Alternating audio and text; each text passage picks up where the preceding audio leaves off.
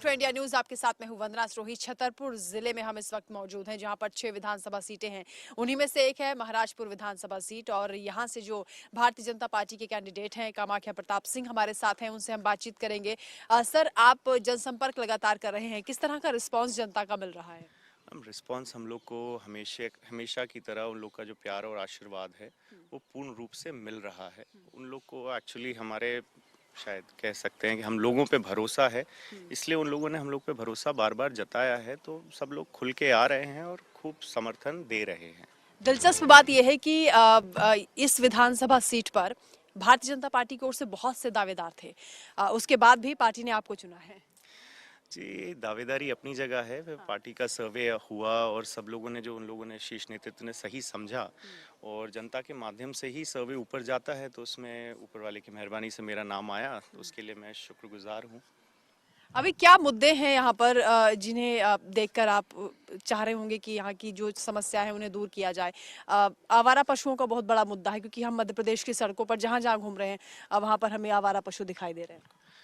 आवारा पशुओं की समस्या हमेशा से रही है और ग्रामीण स्तर पे हम लोग जहाँ जहाँ जा रहे हैं, तो ग्रामीणों ने अपने स्तर पे भी समिति बना के उसका इंतज़ाम किया है, फेंसिंग एंसिंग करके खुद ही पानी का इंतज़ाम, उनके खाने का इंतज़ाम। और हम लोग की उनसे चर्चा हुई है, तो आगे जाके जितनी भी गौशालाओं का निर्माण हम लोग कर सकेंगे जो अच्छे से संचालित हो सके, ये ना हो कि वो बन के जानवरों को भी समस्या हो। तो उससे चर्चा हुई है, उस पर भी काम करेंगे हम लोग और उसमें हम लोग को ग्रामीणों की बहुत सहयोग की ज़रूरत पड़ेगी। उस हिसाब से हम लोग उस चीज़ को प्लान करके एग्जीक्यूट करेंगे। सर, क्योंकि ओपिनियन पोल में काफी टक्कर बीजेपी और कांग्रेस दोनों ही पार्टियों में पूरे मध्य प्रदेश में नजर आ रही है। यहाँ से नीरज दीक्षित क्योंकि विधायक हैं, इस बार भी चुनावी मैदान में हैं, उन्हें कितना बड़ा चैलेंज आप मानते हैं?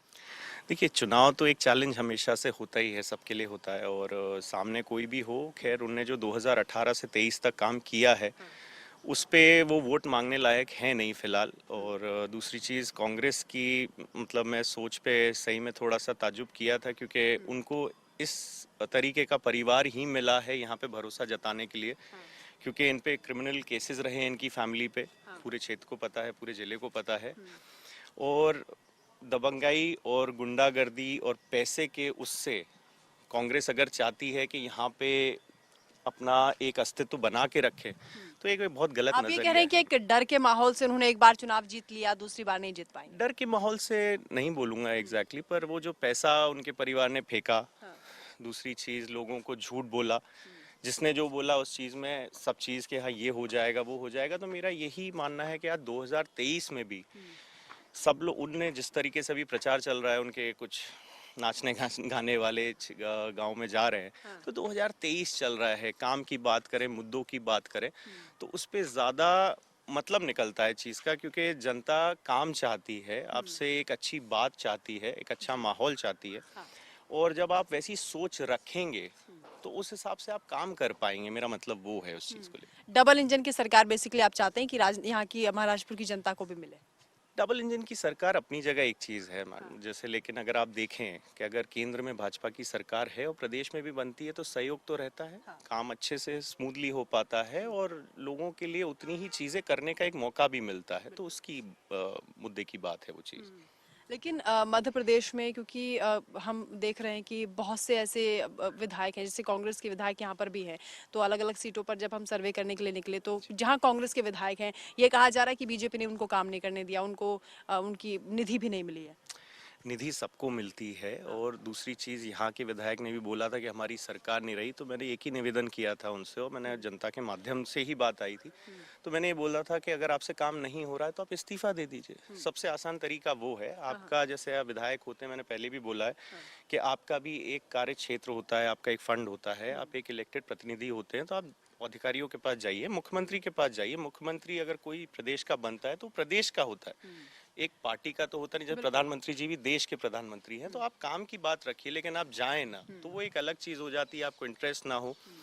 पहली चीज तो आती है जी स्वाद से, अगर स्वाद ही ना हो तो फिर काम में तो दिक्कत आती है। खैर, क्योंकि आपके पास आपके पिताजी का भी अनुभव है, भंवर सिंह जी यहाँ से सरकार में भी रहे हैं, दिग्विजय सिंह सरकार में रहे हैं, उसके बाद विधायक भी यहाँ से बने हैं बीजेपी की ओर से।